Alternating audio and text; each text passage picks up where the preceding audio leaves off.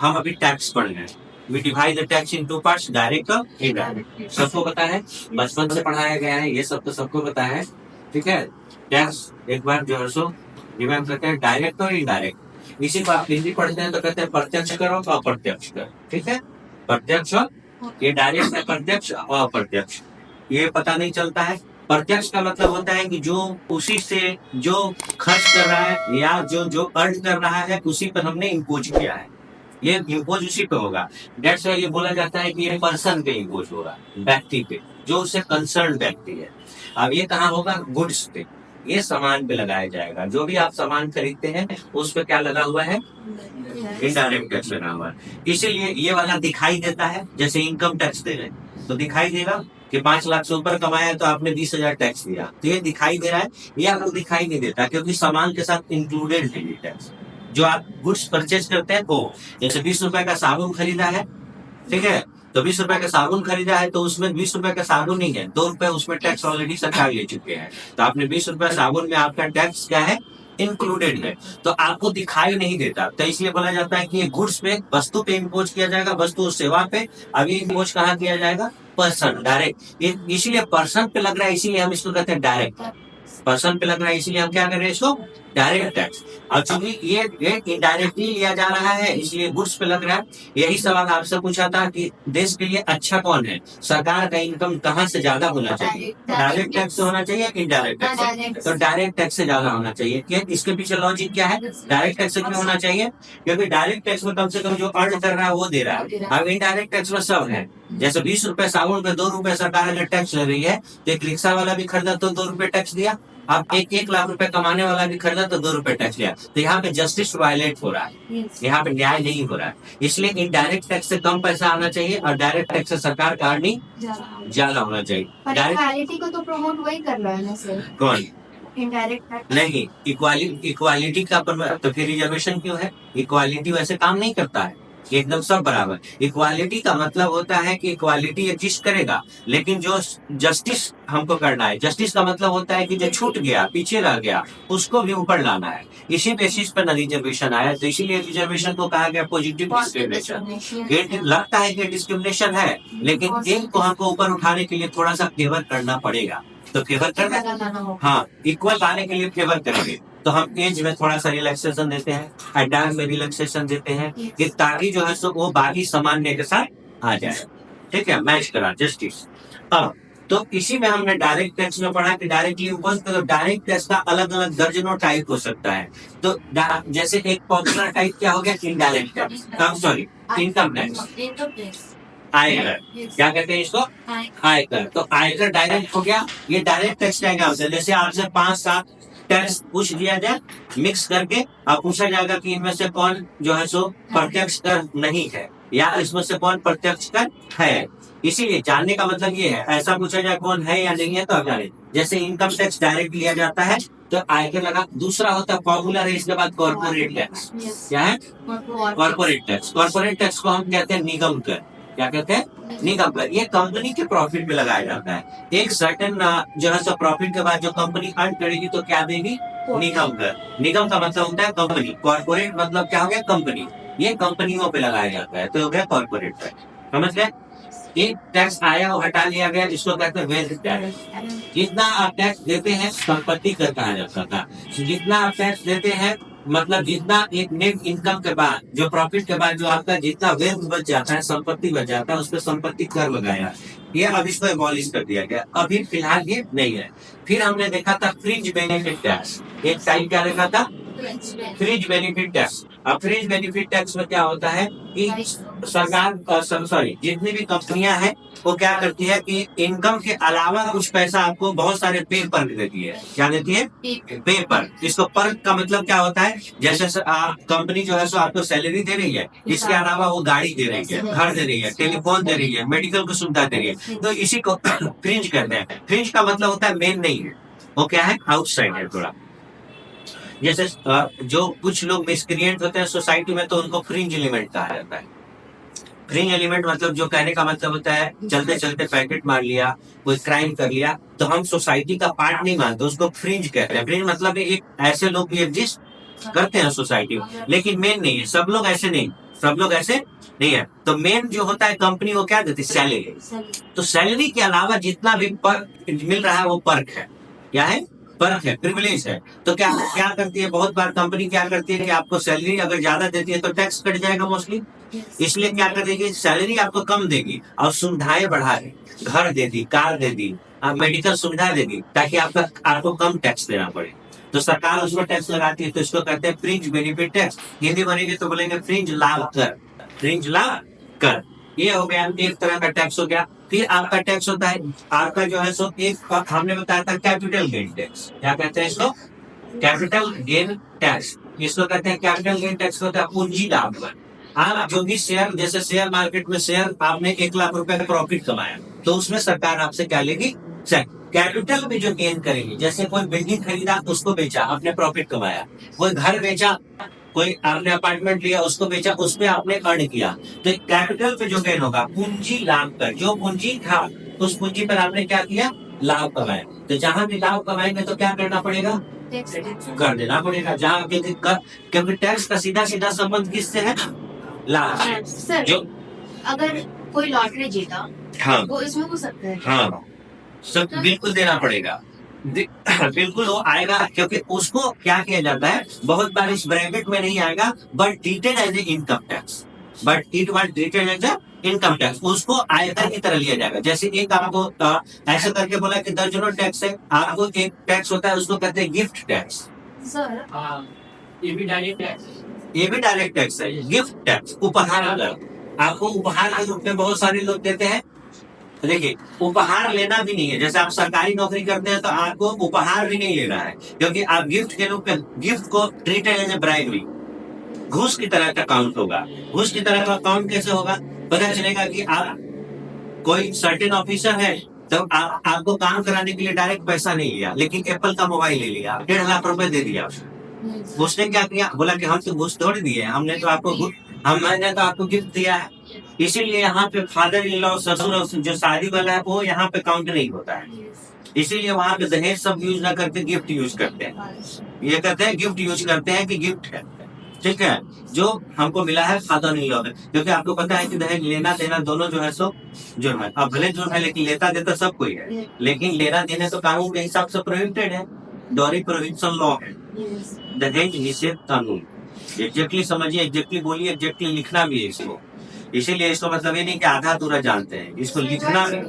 हाँ, इसी में जॉइंट सिटिंग हुआ था क्या? हाँ, लॉटरी वाले में joint- हाँ, 3 बार हुआ है अभी तक ज्वाइंट सीटिंग, याद रखिए। हाँ, एक डाउरी, पार्लियामेंट में अभी तक 3 बार ज्वाइंट सीटिंग हुआ है, इसको संयुक्त बैठक कहते हैं। और सर एक और क्वेश्चन है कि मान लीजिए कि जैसे द्रोणाचार्य अवार्ड हुआ या फिर कोई अवार्ड हुआ, उसमें प्राइस मनी मिलता है, हाँ, तो उसमें भी कुछ टैक्स लगता है? नहीं, बहुत सारे टैक्स में लिखा होता है कि ये माफ है। अच्छा। बहुत सारे अवार्ड में क्या लिखे होते हैं, माफ होते हैं। जैसे पता चलेगा कि सचिन तेंदुलकर ने पहली बार फेरारी आया, सचिन तेंदुलकर का पहली बार फेरारी है, तो जो इम्पोर्टेड कार होता है उस पर और ज्यादा सरकार टैक्स लगाएगी। पता है, तो आपका कार बहुत महंगा हो जाएगा, क्योंकि आपका कार महंगा हो जाएगा कि आपने 4 करोड़ की फेरारी खरीदी है, और चूंकि आपकी वो गाड़ी इंडिया में नहीं बनती, तो आपने दूसरे देशों से मंगाया है, तो पता चलेगा कि 4 करोड़ की गाड़ी है, 2 करोड़ और टैक्स देना पड़ेगा। तो आप गाड़ी जितनी महंगी हो जाएगी। अब सचिन तेंदुलकर के लिए उस समय मैथ कर दिया गया, आप समझ रहे हैं। अब बहुत बार टैक्स देगी, बहुत बार गिफ्ट मिलेगा, बहुत बार अवार्ड मिलता है, तो उसमें हो जाता है कि ये क्या होता है, ये जो है सो इनकम टैक्स फ्री है। क्या कर दिया जाता है, इनकम टैक्स फ्री है। तो जनरली जो इस तरह के रिवार्ड होते हैं उनको इनकम टैक्स फ्री के कैटेगरी में होता है। क्योंकि इसीलिए कोई भी डॉक्यूमेंटेशन है तो 1000 पेज का डॉक्यूमेंट है, उसमें से आप 2 लाइन 4 लाइन जो उसका मेन हाईलाइट होता है वो पढ़ते हैं। आप इसीलिए लॉ जब पढ़ेंगे तो फिर वो डॉक्यूमेंटेशन ऐसी होगा, तभी ना कि 33B के तहत ये चीजें छूट मिली हुई है, 34B के तहत जो है सो ये इस पे अप्लाई होगा, क्योंकि लॉ पूरा डॉक्यूमेंटेड 1000 पेज का है। तो फेरारी के केस में यही हुआ था कि एक्चुअल केस है, तो उसका माफ कर दिया गया था। प्रमोद महाजन उस समय थे तो अनाउंस किए थे कि नहीं, सचिन से पैसा एक्स्ट्रा टैक्स नहीं लिया जाएगा। समझ रहे बात को, तो उनके लिए माफ कर दिया गया। जबकि बाकियों के लिए क्या है, और एक्स्ट्रा पैसा लगेगा। आप इम्पोर्टेड घड़ी वड़ी जितना भी आप लाते हैं, आप देखेंगे कि आप फेमस क्रिकेटर है जो पकड़े गए, दुबई से 2 महंगे घड़ी लेके आए, समझ गए। तो आपको क्या होगा कि आपने टैक्स, हाँ हाँ इम्पोर्ट टैक्स आपको क्या करना पड़ेगा। अब आप ला सकते हैं जो भी लाएंगे, लेकिन आप बिल दिखाएंगे पहले कि ये सही तरीके से परचेज हुआ है, और फिर आपको जो है सो क्या करना होगा, आपको इम्पोर्ट टैक्स देना पड़ेगा। तो वहां पे हम इम्पोर्ट ड्यूटी लगा, वही पे सारा चाहिए, हाँ वही पे हाँ हाँ यार आज के दिन इसीलिए आपको चेक होता है कि आप सामान जा भी नहीं सकता और खा भी नहीं सकता। इसीलिए अभी हम डायरेक्ट टैक्स में पढ़ेंगे इम्पोर्ट ड्यूटी, एक्सपोर्ट ड्यूटी, जाने पे भी टैक्स, लाने पे भी टैक्स, ठीक है, इस तरह से करते हैं। तो उपहार कर में क्या है कि 50,000 तक के उपहार को माना काउंट नहीं किया जाता है, 50,000 तक के उपहार को काउंट नहीं किया। इसके ऊपर जब कहेंगे तो उसको आप कहेंगे कि उपहार मिला है तो आपको इनकम टैक्स जैसा ट्रीट किया जाएगा। अब समझ गए।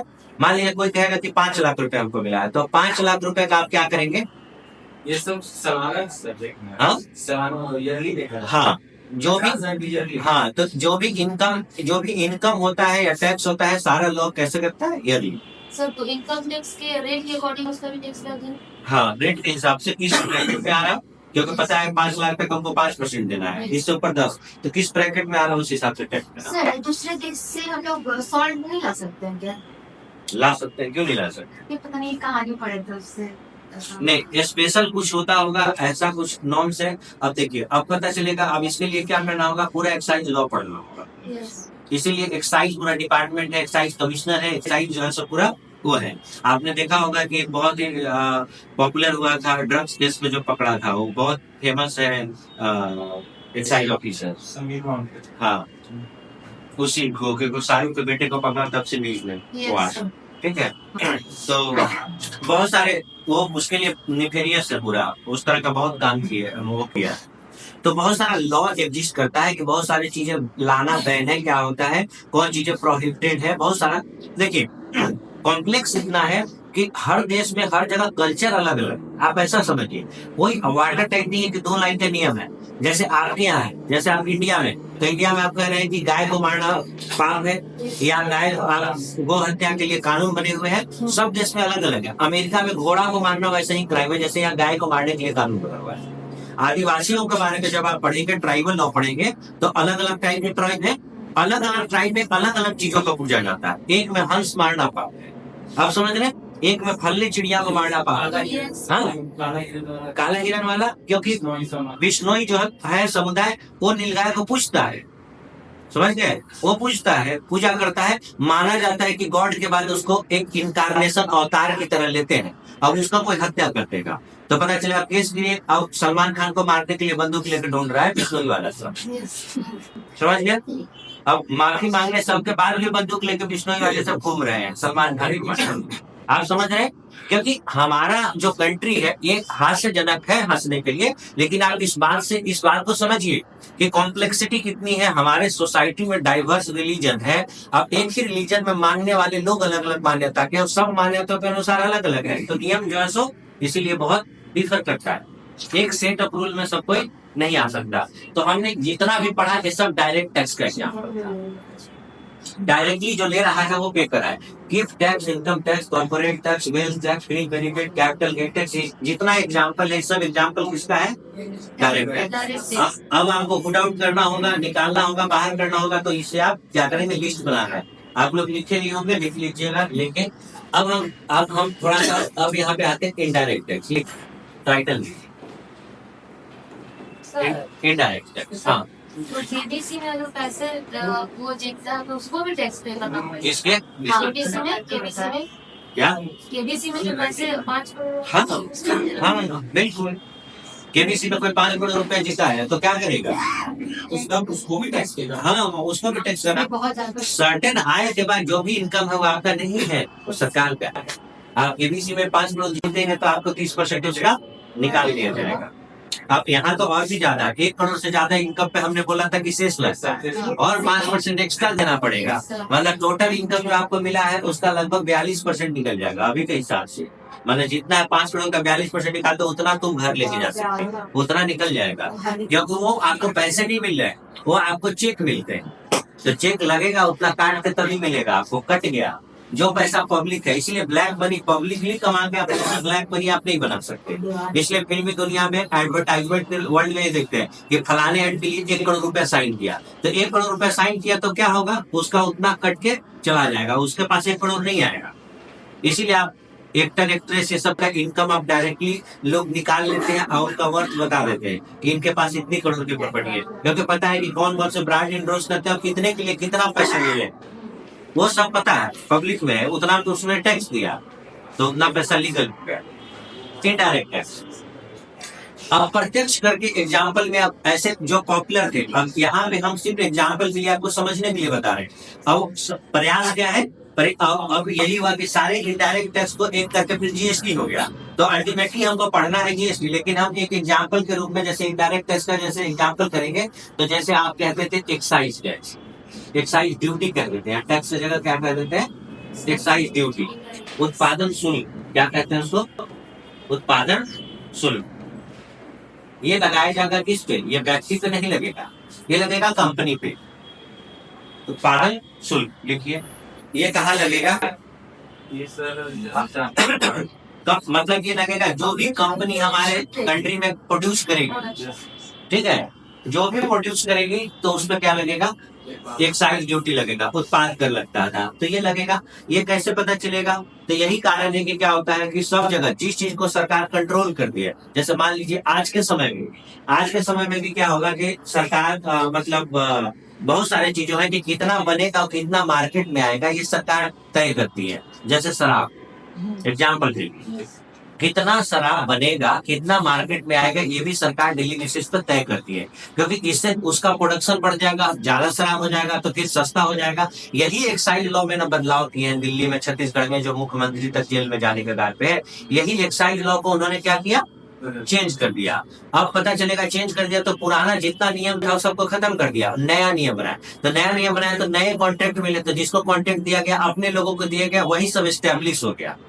यही आईटी डिपार्टमेंट इंडी ने एस्टेब्लिश किया कि आपने फेवर करके अपने लोगों को दिया, तो अपने लोगों से पता चले 20,000 करोड़ आपने खुद ही कमा लिया। अच्छा, एक दारू में एक फ्री मिलेगा, एक बॉटल पे क्या मिलेगा, फ्री। तो साबुन तो ले नहीं रहे कि वो बाय 1 गेट 1 फ्री टाइप का है।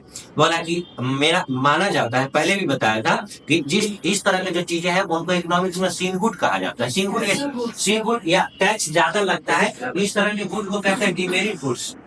इस तरह के एक्चुअल नाम में इसको डिमेरिट गुड्स भी आप कहीं पढ़ेंगे तो यही होता है, डिमेरिट गुड्स पे टैक्स ज्यादा लगता है, क्योंकि समाज में हम मानते हैं, डिमेरिट क्यों कहते हैं, क्योंकि हम मानते हैं कि इसका इल इफेक्ट है हमारे स्वास्थ्य पे, हमारे सोसाइटी पे। जैसे शराब हो गया, शराब के अलावा जो बिवरेज वगैरह वो भी होता है, अल्कोहल के अलावा भी, ठीक है, स्मोकिंग सिगरेट, गैम्बलिंग, केवल खाने पीने जैसे गैम्बलिंग, जुआ जितना भी होता है, तो उसमें भी बहुत सारे राज्यों में गैम्बलिंग को क्या किया जाता है, कैसीनो, सुनते हैं, अलाउ किया जाता है, ठीक है। जैसे गोवा हुआ है तो अलाउ है, जहाँ पे टूरिस्ट का फ्लो है, ऑनलाइन कैसीनो वगैरह सब चलता है।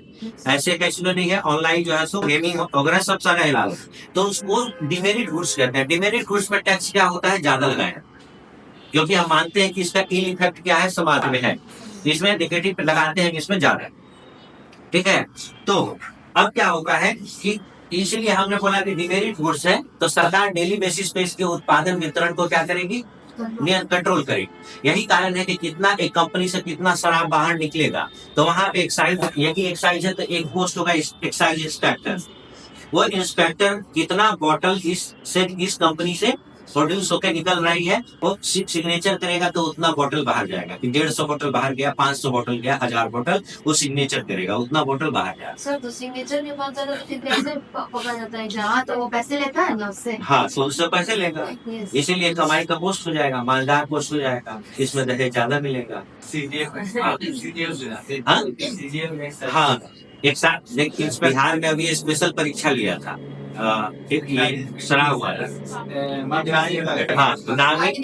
हाँ मद निषेध है, तो पता चले जितने भी पीएससी वाले लिखने वाले वो भी सब परीक्षा ले लेंगे, दारू कंट्रोल करेंगे। दारू कंट्रोल में किसी का इंटरेस्ट है, ठीक है। अच्छा, पैसा तो कमा ही रहे हैं, थोड़ा जिसको पीने में इंटरेस्ट हो उसके लिए तो पूरा ही खुला हुआ ओरिजिनल मिल जाएगा। तो अच्छा, इस तरह के लोगों को गिफ्ट भी बहुत अच्छे मिलेंगे, क्योंकि भाई फैक्ट्री का मालिक क्या करेगा? साहब को खुश करने के लिए अच्छी अच्छी क्वालिटी का जो चीज होगा उन्हीं के सिग्नेचर से बाहर जा रहा है तो उनके लिए उपलब्ध होगा। तो बहुत सारी बातें हैं, हमें वो नहीं बताना है, दारू के अच्छे फायदे नहीं बताने हैं। बताना क्या है? बताना हमको ये बताना इकोनॉमी है, इसको कहते हैं डिमेरिट गुड्स। तो डिमेरिट गुड्स पर टैक्स ज्यादा लगेगा। तो उत्पादन शुल्क का मतलब हमने बोला कि उत्पादन शुल्क लगा दिया, एक्साइज ड्यूटी लगा दिया, और डेली बेसिस पर सरकार जो है सो क्या करती है, डिमेरिट गुड्स के प्रोडक्शन को भी कंट्रोल करती है। कितना प्रोडक्शन होगा क्या, इसीलिए आप देखेंगे कि इसका पहले के क्लास में आपको चर्चा किया था कि एडवर्टाइजमेंट भी बहुत सारी चीजों का नहीं करते हैं, तो हम फिर उसके लिए हमने वो बोला था कि सरोगेट एड्स देंगे। क्या देंगे? सरोगेट एड्स देते हैं कि डायरेक्टली उसका प्रचार का करेंगे नहीं, तो उससे ब्रांड जो है सब पानी के लिए करें, मिनरल वाटर। अब वो गुटखा का प्रचार नहीं कर सकते तो गुटखा की जगह शेर नाम से इलायची का प्रचार करेंगे। इसको कहते हैं सरोगेट एड्स। केवल उसको नाम फीड करते रहना, नाम को क्या करना है, फीड करते रहना। ये एडवर्टाइजमेंट का तरीका है। हाँ, ब्रांड प्रमोट हो रहा है, और प्रचार का एक ही पर्पस होता है, ब्रांड को प्रमोट करना अपना। तो उत्पादन शुल्क वहां लगाया जाता है, बस एक शब्द में लिखना है कि ये कहाँ लगाया जाएगा, कंपनी के उत्पादन पे, और जो देश के अंदर बन रहे हैं उस पे। तो आप एक लाइन यही लिख लीजिए, यह कंपनी के उत्पादन पे लगाया जाता है, यह कंपनी के उत्पादन पे लगाया जाता है। अब आप इसके लिए सब कंट्री अपने अंदर लगा रही है। इसमें मतलब नहीं कि अमेरिका की कंपनी यहाँ बनाएगी तो यहाँ सरकार टैक्स ले, जहाँ उसके बाउंड्री के अंदर होना चाहिए वो उसका पैसा लेगा। पैसा किसको जाएगा? जिसके बाउंड्री में, जिसके बाउंड्री में है। अमेरिका की कंपनी यहाँ बनाएगी तो हम लेंगे उससे एक्साइज ड्यूटी, हमारी कंपनी वहां काम कर रही होगी तो उससे लेगा वो। यही कारण है कि दूसरी कंपनी अगर आपके यहाँ काम करती है तो आपके कंट्री को फायदा मिलता है, यही सब फायदा है। हाँ टैक्स, हाँ टैक्स हम ले, हमारे बाउंड्री में काम करेगा तो हम ले, यही फायदा होगा हमारे। इनडायरेक्ट जैसे आपने एक्साइज ड्यूटी दिया, वैसे ही एक पॉपुलर है कस्टम ड्यूटी। अब कस्टम ड्यूटी जो है सो इसको कहते हैं सीमा शुल्क। इसको क्या कहेंगे? सीमा शुल्क। अब सीमा शुल्क पे यही बोला कि अंदर जाएगा या बाहर जाएगा, दोनों में। या ये इंपोर्ट ड्यूटी, एक्सपोर्ट ड्यूटी, दो भाग में बटाया, इंपोर्ट और एक्सपोर्ट। लिखते जाइएगा आपको समझने के लिए, फिर हमको आना है उस पे। Import duty, export duty. एक इंपोर्ट ड्यूटी जो है वो क्या है? ये है आयात, और ये है आपका निर्यात शुल्क।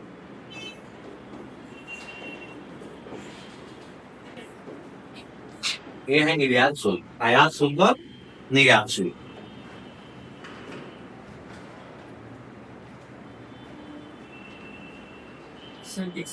सारे गुड्स में